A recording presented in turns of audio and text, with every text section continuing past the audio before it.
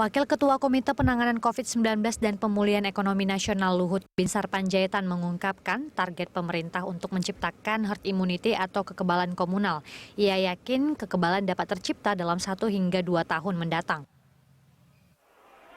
Ahli epidemiologi Fakultas Kesehatan Masyarakat Universitas Indonesia, Syahrijal Syarif mengatakan herd immunity merupakan istilah untuk suatu keadaan di mana 80% populasi yang mempunyai kekebalan terhadap penyakit, sehingga dapat melindungi subpopulasi yang rentan dari kelompok subpopulasi yang sakit.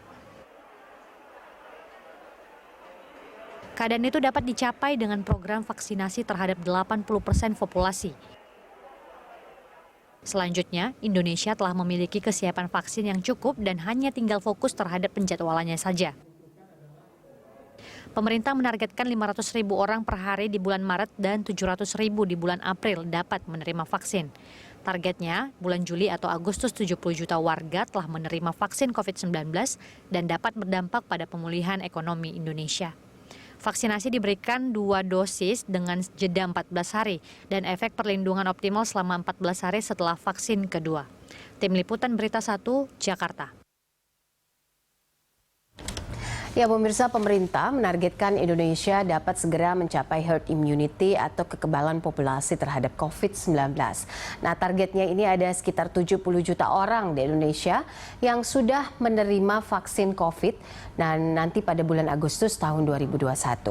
Nah, bagaimana langkah cepat untuk mencapai hal ini? Untuk membahasnya kita sudah bergabung bersama epidemiolog Griffith University Australia, ada Pak Diki Budiman.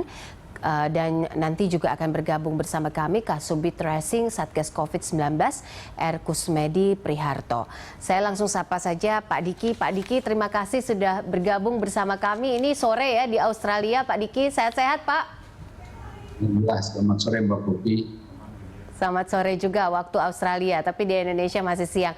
Pak Diki, kita tahu bahwa vaksinasi sudah dilakukan di Indonesia, kemudian total sasarannya itu ada 181 juta lebih begitu ya kalau kita lihat apa yang ditargetkan oleh pemerintah. Tapi sebenarnya supaya masyarakat juga tahu, kalau menurut kacamata epidemiolog sendiri, herd immunity itu apa sih, Pak? Jadi immunity atau kekebalan kelompok ya, ini sebetulnya berasal dari konsep ketika para dokter hewan. Ya. Sebetulnya zaman dulu dokter hewan dan dokter manusia sama, Mbak Popi. Jadi profesi yang belakangan berpisah itu ya setelah era modern. Pada saat itu ya mereka menemukan, para dokter-dokter awal kita itu menemukan bahwa pada kelompok hewan yang sebagian itu sudah punya kekebalan, ya, kemudian ternyata hewan yang sakit dan memiliki kondisi lemah itu ternyata terlindungi. Walau ternyata ini belum semuanya sempat atau terpapar tapi punya kekebalan. Nah, kemudian konsep ini dikembangkan lebih jauh dan belakangan sebetulnya bukanlah herd immunity tapi lebih kepada herd protection ya. Jadi proteksi kelompok, karena imunitas itu sendiri hal yang kompleks dan sebetulnya yang terjadi lebih pada proteksi akibat sebagian atau sejumlah tertentu pemasyarakat di satu wilayah, satu negara itu sudah memiliki kekebalan setelah dia divaksin, divaksinasi. Nah, kata kuncinya itu ada 2. Pertama, bahwa dia divaksinasi berarti ada vaksin. Jadi konsep kekebalan atau proteksi kelompok ini tidak boleh dilakukan kalau tidak ada vaksin. Itu kuncinya. Karena kalau tidak ada vaksin, kemudian kita mengarah pada kekebalan kelompok, artinya kita mengorbankan banyak orang di masyarakat itu untuk dibiarkan terinfeksi.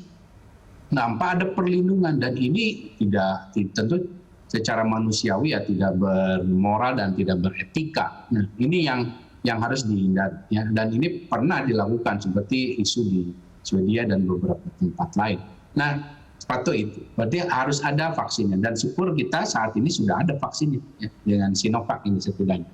Kedua, bahwa ada potensi imunitas atau kekebalan yang sifatnya memproteksi itu yang diperoleh oleh orang-orang yang mendapat vaksin.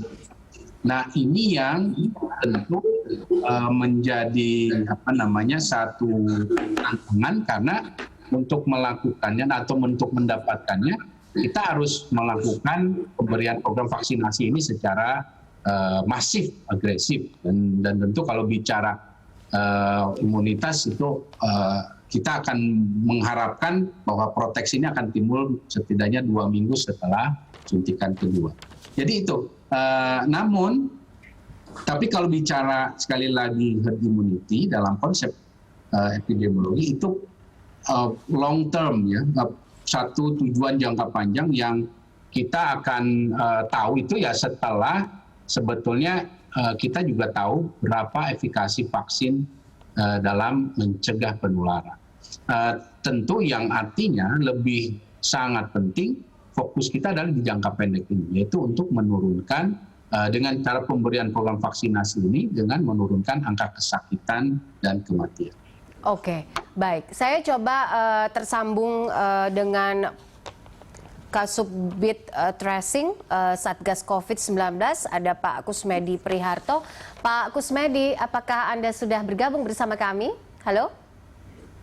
Ya, selamat siang. Assalamualaikum warahmatullahi wabarakatuh. Selamat siang. Waalaikumsalam warahmatullahi wabarakatuh.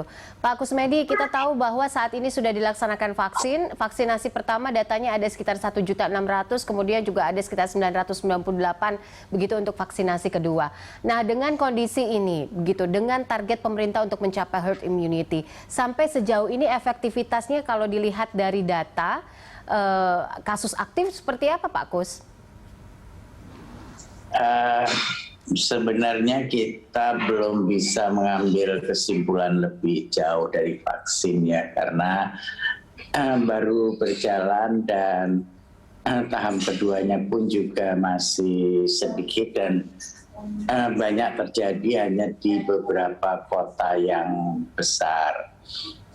Namun demikian angka positif lumayan menurun, angka hunian rumah sakit juga menurun. Tentunya ini efek dari beberapa kegiatan yang terjadi secara bersama-sama. Kami pun di tracking sudah sangat masif sekali melakukan tracking, dan sekarang kita sudah mulai masuk pada PPKM skala mikro di tingkat desa dan di tingkat perkampungan, yang diharapkan dengan adanya gotong royong, pemberdayaan masyarakat, kemudian karantina, itu akan bisa mencegah penularan itu sendiri sambil kita menunggu herd immunity itu betul-betul bisa tercapai, seperti itu. Oke, baik. Nanti saya akan lanjutkan lagi karena kita harus jeda sebentar. Saya akan juga mencari tahu kembali ke Pak Diki. Usai jeda, ditunggu Bapak-Bapak, kita kembali setelah yang satu ini.